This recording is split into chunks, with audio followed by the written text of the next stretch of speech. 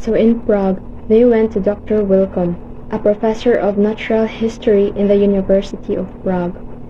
They visited Tomb of Copernicus, Museum of Natural History, bacteriological laboratories, Cave of San Juan Nepomuceno, and after this, they went to Bron. After Letmeritz, Rizal and Viola visited the historic city of Prague. They carried a letter of recommendation from Blumentritt to Dr. Wilcom, the professor of natural history in the University of Prague. Rizal and Viola visited the tomb of Copernicus while they were in Prague, the famous astronomer, the Museum of Natural History, the bacteriological laboratories, and the famous cave where San Juan Nepomuceno, the Catholic saint, was imprisoned, and the bridge from which this saint was hurled into the river. After saying goodbye to Professor Wilcom and his family, the two went to Bron. But according to Viola, nothing of importance happened in this city. In Bron, Rizal wrote a letter to Blumentritt, and he told him that he forgot his diamond stick pin at his room in Hotel Cribs. Nothing important happened in this city, according to Viola. Next is Vienna. On May 20, they arrived in the Queen of the Danube. He met Nordenfalls, the greatest novelist in Europe. He admired Rizal. Rizal received his lost diamond stick pin, and they stayed in Hotel Metropole. They visited churches, art galleries, public parks, museum, theaters. They also met two good Austrian scholars who are a friend of Blumentritt. Destination is Linz. On May 24, they rode on a river boat to see Danube River. So their next destination is from Linz to Rainfall. The river voyage ended in Linz.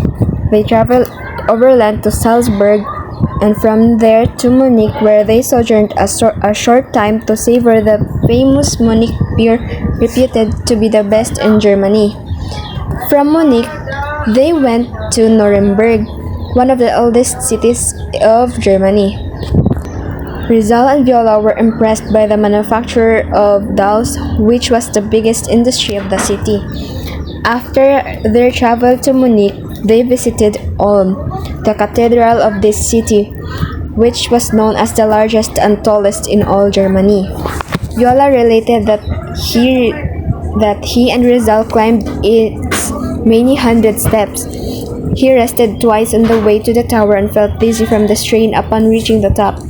Rizal, on the other hand, ascended without resting and was not tired when he reached the top. After that, from Ulm, they went to Stuttgart, Baden, and then Rainfall, which is also known as Cascade of the Rhine. At Rainfall, they saw a beautiful waterfall that is known as the most beautiful waterfall of Europe. To Munich to Nuremberg. Their river trip ended in Linz. They traveled overland to Salzburg and to Munich. In Munich, they stopped for a while to taste the famous Munich beer, assumed as the best in Germany. And after that, they went to Nuremberg and were impressed by the manufacture of dolls.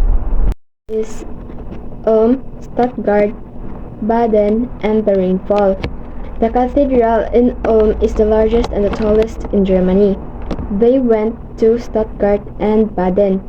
And in Rainfall, they saw the waterfall, which is the most beautiful waterfall in the Europe. Their journey in the Rainfall. Next is they went to Switzerland. They crossed the two border to Schaffhausen, Switzerland.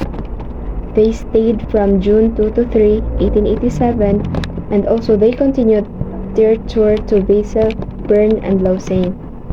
The Madrid Exposition. There was an exposition of the Philippines held in Madrid, Spain. Igorots were exhibited and some were dyed. So upon reaching Geneva, he received sad news from his friends in Madrid of the deplorable conditions of the primitive Igorots who were exhibited in these expositions, some of whom died, and those scanty clothing and crude weapons were objects of mockery and laughter by the Spanish people and press. Rizal was outraged by this degradation of his fellow countrymen, the Igorots of the northern Luzon, so he created a letter to his friend Blumetrit, where he stated what happened to his fellow countrymen.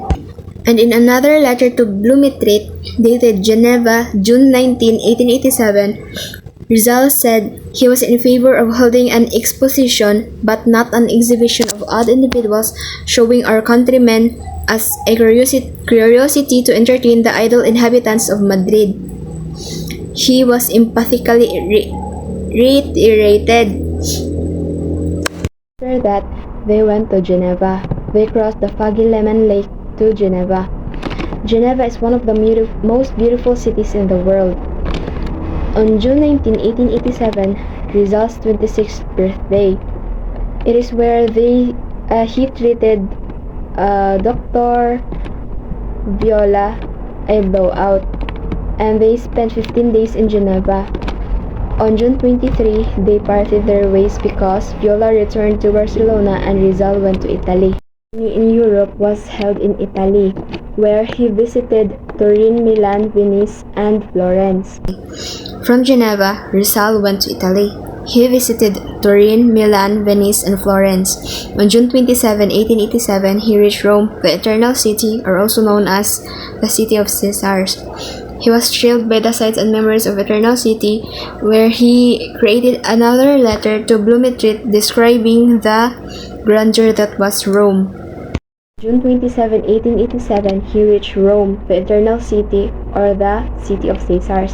On June 29, Rizal visited the Vatican City for the first time.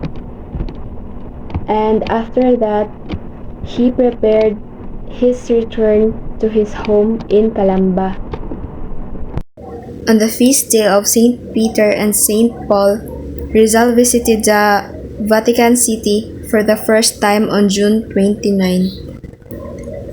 Vatican City is also known as the City of Popes and the capital of the Christendom. He was deeply impressed by the magnificent edifices, particularly of St. Peter's Church, the rare works of art, the vast St. Peter's Square, the colorful papal guards, and the atmosphere of religious devotions that pervaded the Vatican. But after a week of wonderful sojourn in the Rome, he prepared to return to the Philippines. So that's all for our topic. Thank you for listening and God bless.